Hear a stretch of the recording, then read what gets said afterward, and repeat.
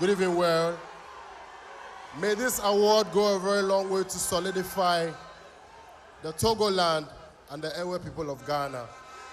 Because all we want is peace and love. So big respect to the grandmother. All right, and we are back. This is the TGMA review show, and what an exciting conversation that was with Stonebwoy. We're expanding the conversation a little bit more as we recap the magic that was last week's Telecel Ghana Music Awards. And I have some very strong, fine gentlemen here with me to do justice to this review. I've got up on set right now DJ Slim. He's a radio personality, of course, a DJ as well. MC Portfolio, Showbiz Pundit. Also have with us today Ricky Tennyson, Media Maven, as well as Robert Clark, Head of Public Events and Communications for Charterhouse. We're going to get stuck into the conversation, the good, the bad, and the ugly. All of your burning questions are going to be answered today. Gentlemen, how are we feeling? Good morning. Good morning. Good morning. Morning. Robert, are you okay? Have you recovered? Is that why the good morning is so low tempo? Good morning, Robert. How are we doing? Morning, how are you? I'm doing fantastic. Great. It's been a week now. Yes. How has this week been? Looking back to a week ago, you say you are yet to recover. Talk to us. What was in fact, let me jump straight into it. What was the goal or the theme that Charterhouse was trying to bring to life last week, and was that goal and or theme achieved? Celebration. The fact that the people needed to be celebrated, the culture needed to be celebrated, and the music needed to be celebrated. And that is the reason why we had that grand convocation of people. And I must say that at the end of the day, when the program was over, a lot of people felt that, and the excitement still lingers.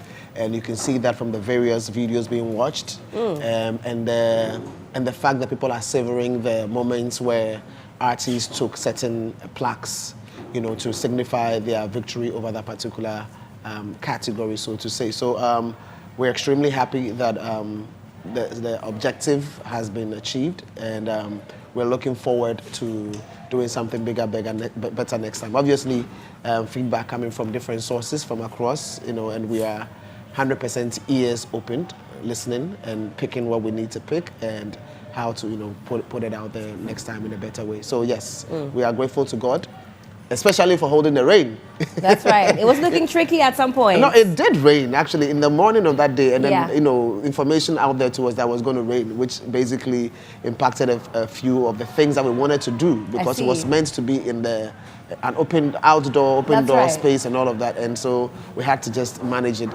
For the first time, we had to put a structure, a tent over that whole place, just to ensure that we had the front part of the red carpet secured. That's right. Which also meant for us to work with the available space. And so it was all challenging, but I'm grateful to God and of course to the entire team for what we were able to accomplish given the circumstances.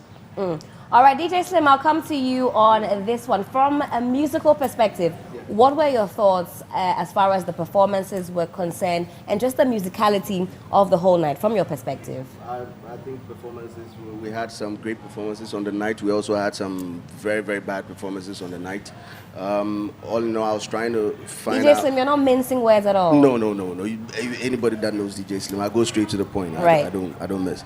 There were some bad performances on the night. I was just thinking maybe if it was a production flaw, and later on I had the opportunity, because I wasn't really present at some times when the show was on.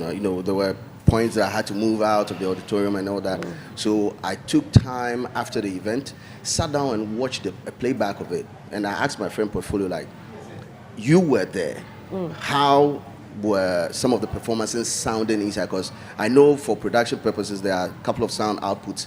Some going on TV, some online, and even for us in the auditorium and all that. So I wanted to know how some of them sounded, but then, some were just personal. It was on the artist level. The floor was on the part of the artist. Some would-be production, but very few. I would say very few. So the onus lies, or you say, on the artist. On the artist. I mean, okay. some performances like In Promise was just him. He was just him. He was flattening out the notes, and also a couple of the tribute to the people who had fallen off. I mean, the choir was also falling off, like too flat and all that. So these were just the normal ones, but great performances, musically great performances from Afia,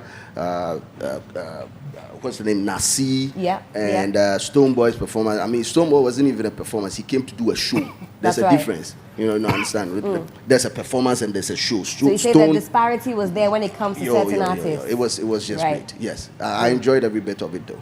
Okay, well, because you brought portfolio into the conversation, do you agree with DJ Slim's sentiments about the musicality, how the night went? Talk to us about your assessment of events. Oh, undoubtedly, I would agree with him 100%. I want to even applaud the organizers. You know, this is the first time in a long while I've been very fortunate to witness every process of production.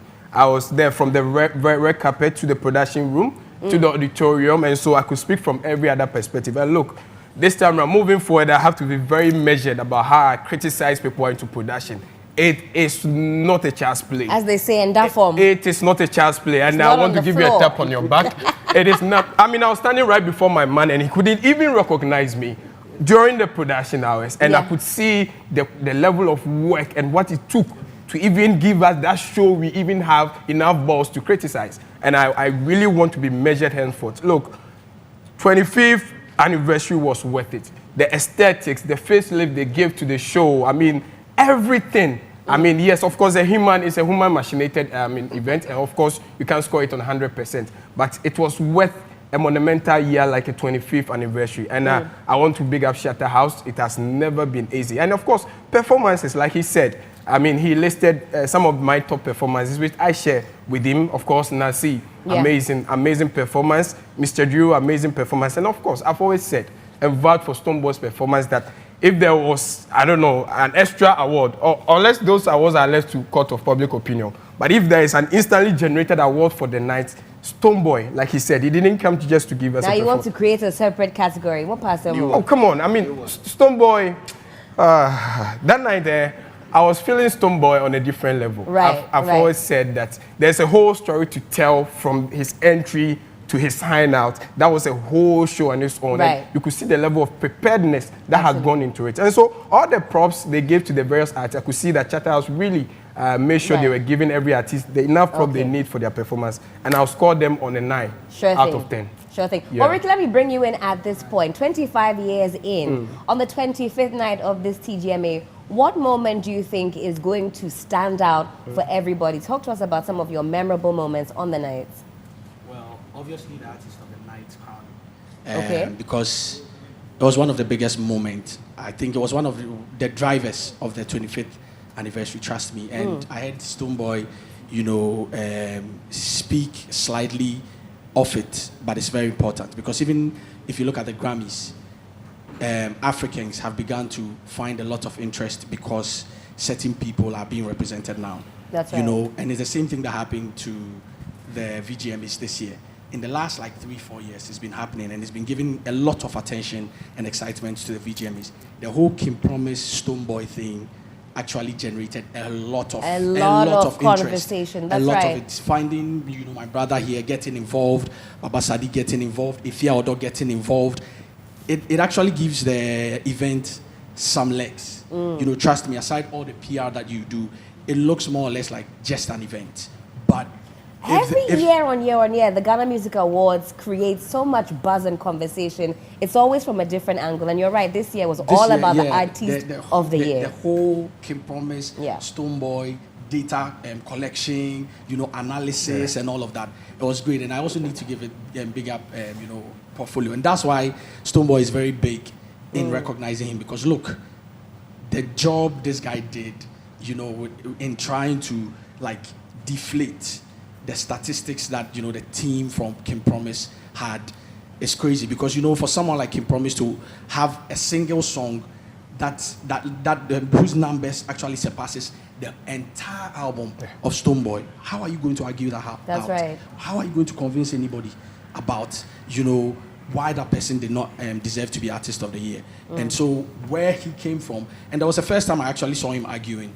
And he'll be, you know, honest to tell you that I went to him in person, I was like, yo, like, you know, the angles he was coming from was very strong, and I think it added up a lot of excitement to, you know, the event. So for me, in total, you know, Artist of the Year, because I went to sleep at a point. All I was waiting for was the Artist of the Year. You know, I worked on the production, so I was actually more, you know, tired.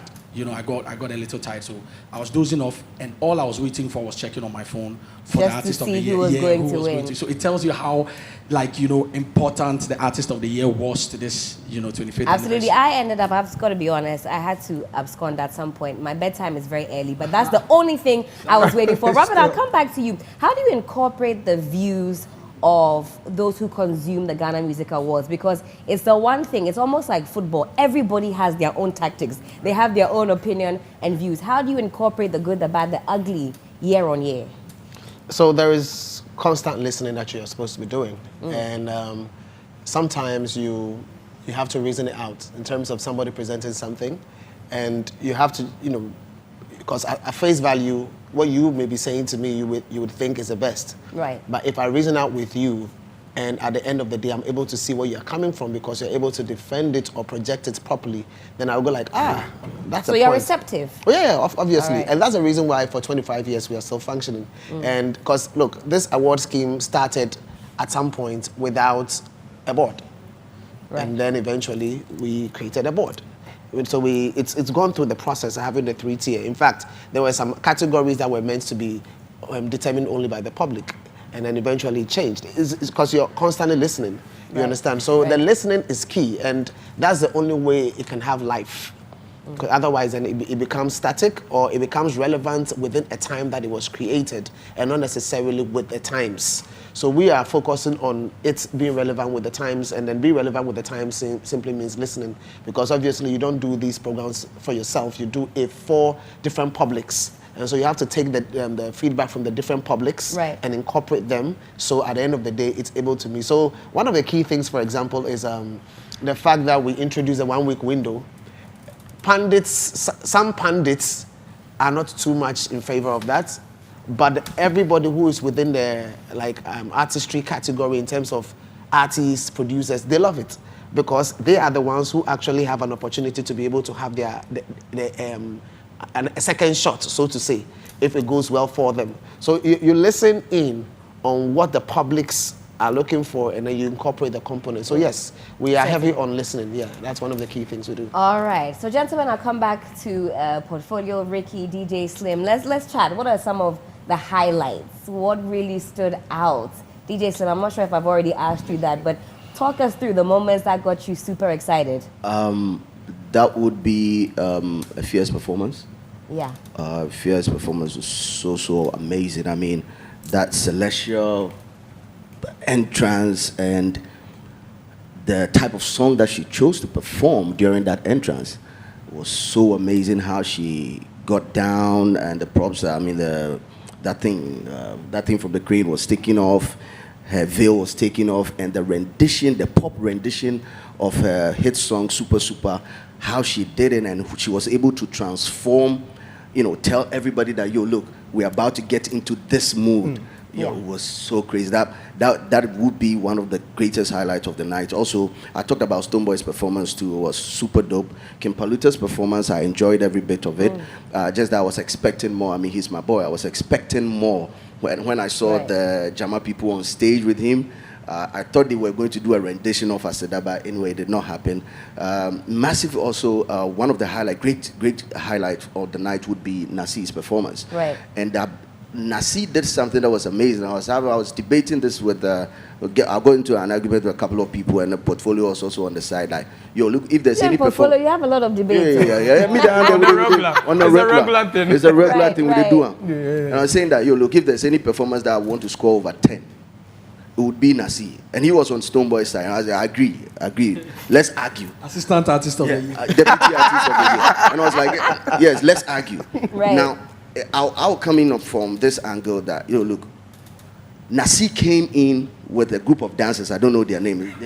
Later on, Militants. Yes, called them Militant. and they were doing some hip hop Look at these moves, guys. right? Dancer day here, you guys are rushing to give answers. Anyway, go ahead. Mr. Professor, we salute. So the dancers were doing some hip hop moves, right? Right. And I was thinking, how is Nasi going to transform from this hip hop vibe into a gospel, soulful, solitude mood? I was really thinking through it. Then Nasi pops up, and then he introduces us to a drill version of Asadam, like, yo. That was hard.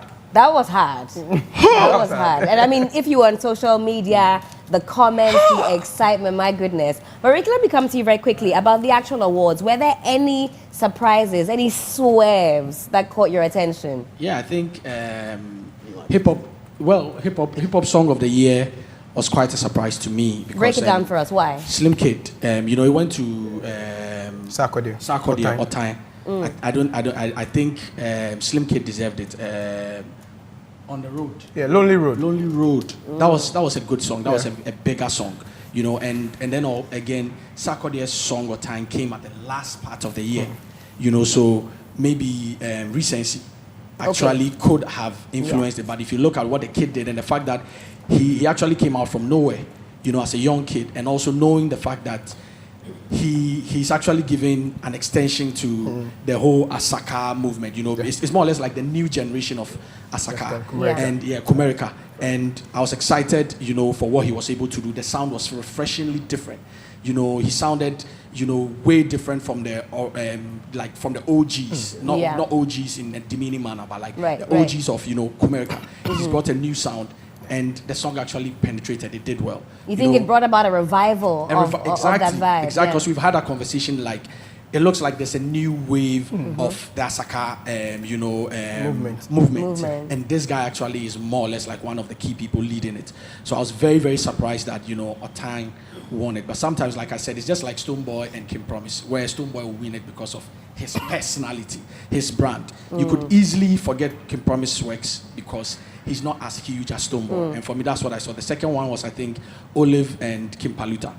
Because, where Olive's music actually went, as far as, as far as the category was. Right. Get ready. Yeah, no, but the guys are looking at you. It's true, because it's the same thing. Kim Paluta also came in at the last part of the year and early this year. He's been there for long, but I mean, in terms of his popularity then people beginning to accept, his sound, it's actually just in the latter part of, the year and then this year.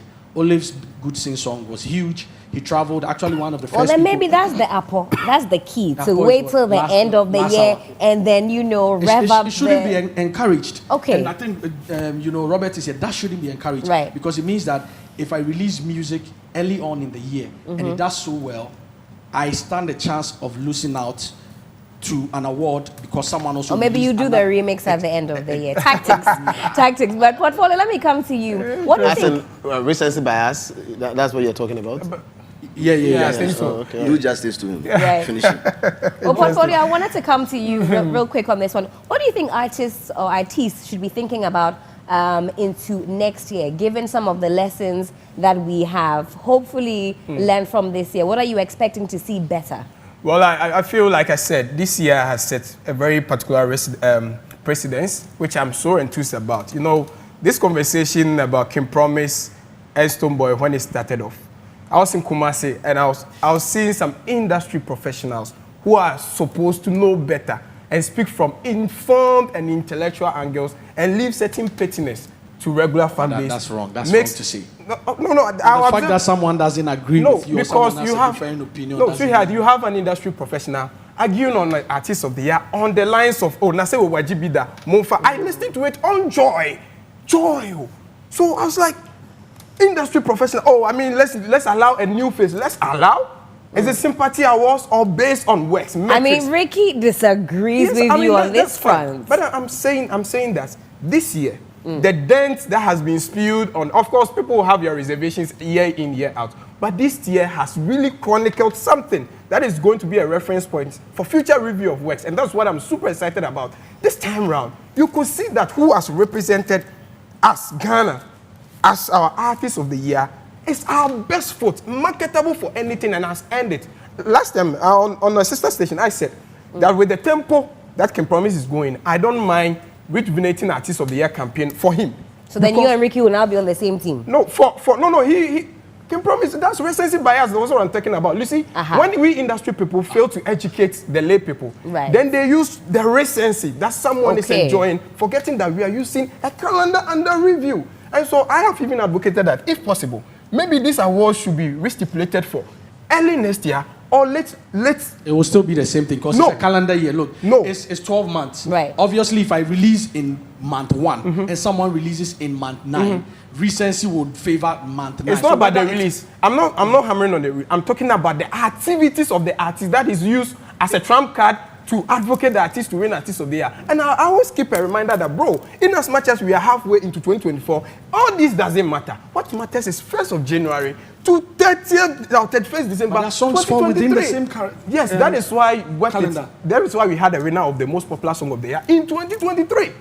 Exactly. So in 2023. But for Artist of the Year, that's what I'm saying. Some arguments that were being advanced by people who experienced people who were supposed to know better was what was cutting through my heart. Like, no, we can't make argument based on the let's catalog, CV, metrics, data. And I've said that I'm an authority in this space. I've been an MC for 10 good years. I've done over 1,500 events.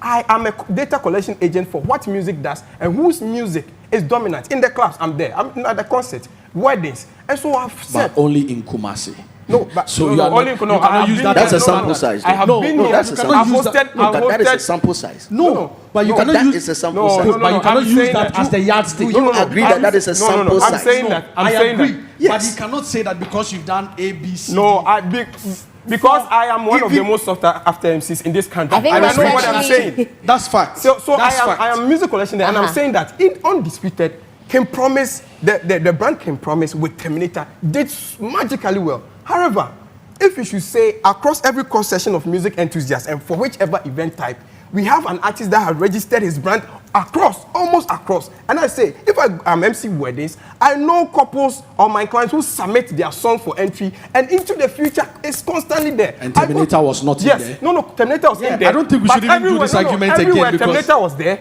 but it is very applaudable for an artist to register different presents for different type of projects across different. You know what? It's exciting events. to see that Ghana music evokes the type of passion, conversation, and energy. Intellectual conversation. And listen, long may it continue. Yeah. Well, Robert, let's come back to you because Stonebwoy has asserted that as for 2019, it is for the BIM Nation.